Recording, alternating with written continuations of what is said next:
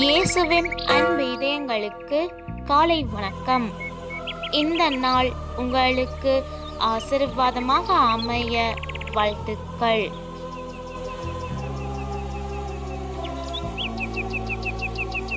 இப்புதிய நாளுக்கான ஆசீர்வாத இறைவசனம் எசாயா அதிகாரம் 57 இறை வார்த்தை 18.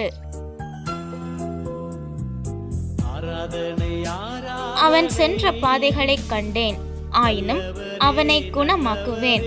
அவனை நடத்திச் சென்று அவனுக்கு மீண்டும் ஆறுதல் அளிப்பேன். அற்புதமே அதிசயமே